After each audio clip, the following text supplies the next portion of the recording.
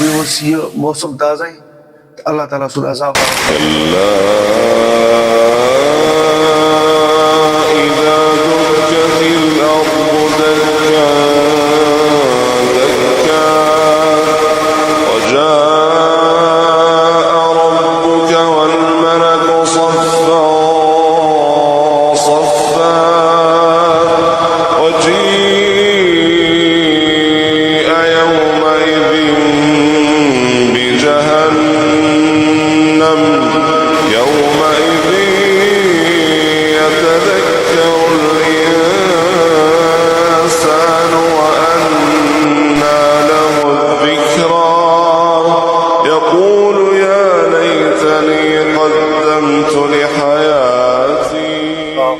یمن چیزن پہ یا اس مسلمانن نظر باغات وغیرہ ان پہ اللہ تعالیٰ سن عذاب یوان.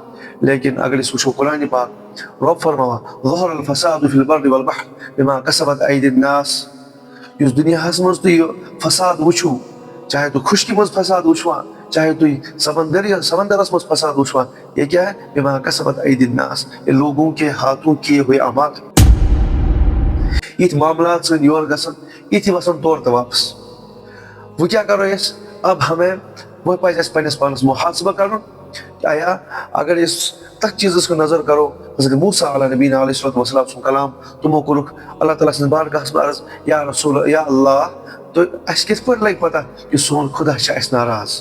اللہ تعالیٰ فرمونک ین ترے چیز گسن تو سمجھو سون رب اس ناراض. گۄڈنیُک چیز کیا گۄڈنیُک یہ کہ اس پھر بے موسم بارش پئی تو سمجھ لینا میں ناراض ہوں. دویم کہ جب جاہلوں کے ہاتھ میں حکمرانی ہو تو سمجھ لینا میں ناراض ہوں. اور جب بخیلوں کے پاس جس پھر بخیل لوگ نش پونس آئے سمجھ لینا اللہ ناراض ہے. تو حضرت موسیٰ علیہ نبینا علیہ الصلوۃ والسلام کو عرض یا اللہ اس پھر تھی رٲض ٲسِو اَسہِ کِتھ پٲٹھۍ لگہِ پتہ تُہۍ چھِو رٲض. اللہ تعالیٰ نے کہا اس پھر موسمس پہ بارش پہ وقتس پہ بارش پہ سمجھ لینا میں راضی ہوں.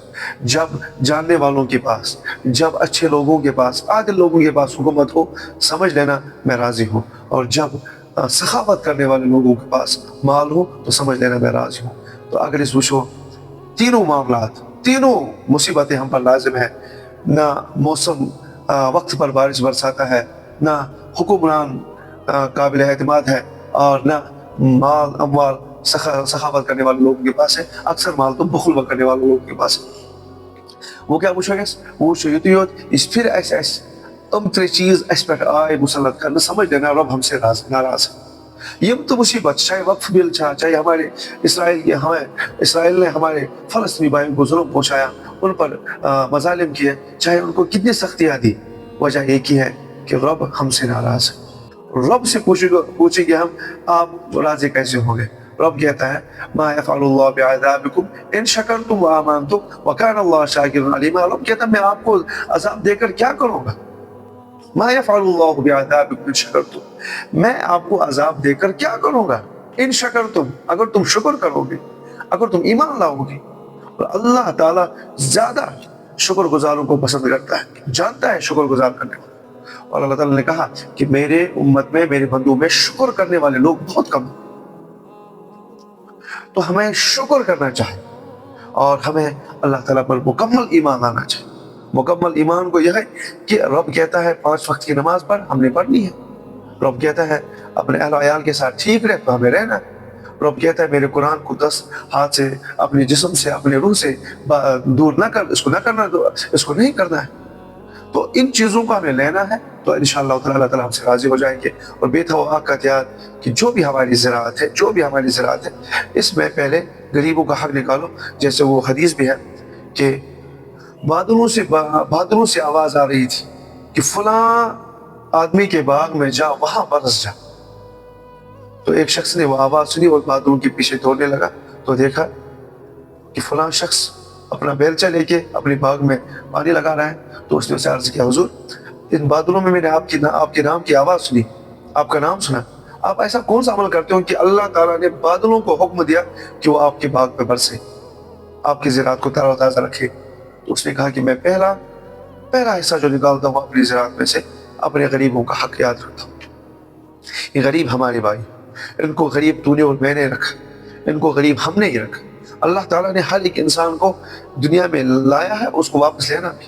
کسی کو دے کے آزماتا ہے, کسی کو لے کے آزماتا ہے, کسی کو نہیں دے کے آزماتا ہے, کسی کو دے کے آزماتا ہے. اگر اللہ تعالیٰ نے ہمیں دیا ہے, ہم نے اس کو ذخیرہ بنا کر رکھا ہے, تو یہ ہمارے لیے مصیبت ہے, تو ہماری زراعت ہماری کوئی کام نہیں آئے گی.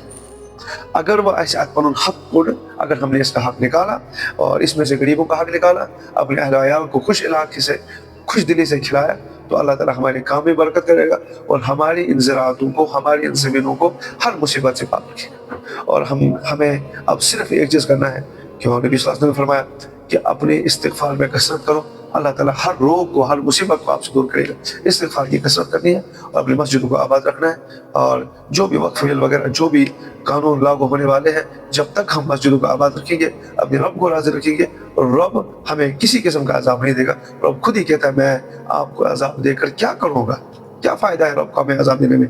لیکن اگر ہم جو یہ مصیبتیں آتی ہیں, رب نے ہمیں اس لیے ان میں مبتلا کیا تاکہ ہم سدھر جائیں, تاکہ ہمیں ابھی احساس ہو جائے کہ ہمیں مرنا ہے, ہمیں ایک رب کے سامنے کھڑا ہونا ہے, ہمیں ایک مالک کے سامنے کھڑا ہونا ہے.